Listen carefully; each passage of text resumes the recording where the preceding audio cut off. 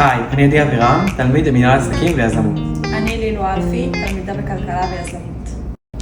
תרשו לי להתחיל ולספר לכם משהו אישי. לפני לא מעט זמן חזרתי מחו"ל, חזרתי לתקופה עמוסה, עבודות, מבחנים. הייתי לבד בבית ונכנסתי להתקף חרדה קטן, התחושה הזאת של לחץ בחזה.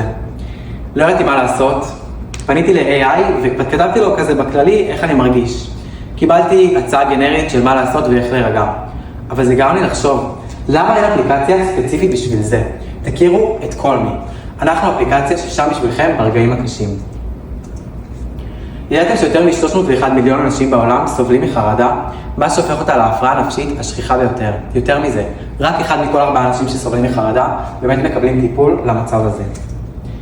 התכנסנו צוות של 5 יזמים, כל אחד מגיע עם סקילס אחרים במתחום שונה על מנת לתת פתרון לבעיה הזו. הבעיה יצרה עבורנו הזדמנות. גילינו שלהמון אנשים אין כלים והם לא יודעים מה לעשות בזמן התקף.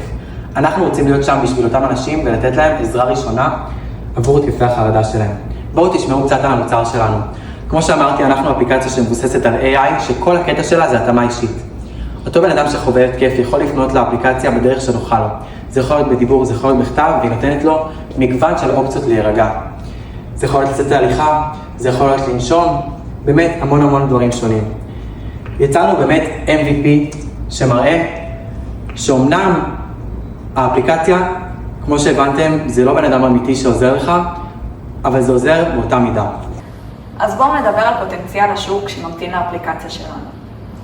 אז השוק שלנו הוא עצום. בסוף מדברים על בין 15 ל-20% מהאוכלוסייה הבוגרת בעולם, שמתוכם אנחנו נתמקד בקהל היעד הראשוני שלנו, רק בקהל הישראלי, בין הגילאים 20 ל-40, שבעצם מייצגים אוכלוסייה של בערך 100,000 משתמשים פוטנציאליים.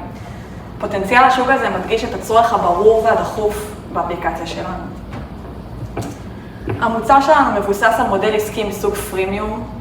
בקצה אנחנו רוצים למשוך כמה שיותר אנשים לאפליקציה ולהפוך אותם ללקוחות משלמים. יש לנו פתרון שיכול לשנות לאנשים את החיים, והמטרה שלנו זה בעצם שהם ידעו את זה. אז איך אנחנו מתכננים לעשות את זה? דרך קמפיינים ברשתות חברתיות, דרך שיתופי פעולה עם מרכזי טיפול ושימוש בנתונים מוכחים. האסטרטגיה הזו לא תעזור לנו לא רק להחדיר את האפליקציה לשוק, אלא גם לבנות אמון ולמצב את עצמנו ככלי מוביל בתחום הבריאות הדיגיטלית. אז בואו נעבור על הטיימליין שלנו. התחלנו בגיבוש הצוות וגיבוש הרעיון. לאחר מכן עברנו לניתוח השוק ויצירת סקרים, בשביל לראות איפה המוצר שלנו עובד. עברנו ליצירת MVP שהסברתי עליו. עכשיו אנחנו נמצאים בשלב גיוס הכספים. כאן אנחנו צריכים אתכם. מכאן אנחנו ממשיכים לשלב הפיתוח, ואנחנו רוצים לבדוק כמובן את המוצר שלנו, לראות שהכל עובד כמו שצריך, ומשם להשקה. מה נעשה עם 250,000 הדולר הראשונים שלנו?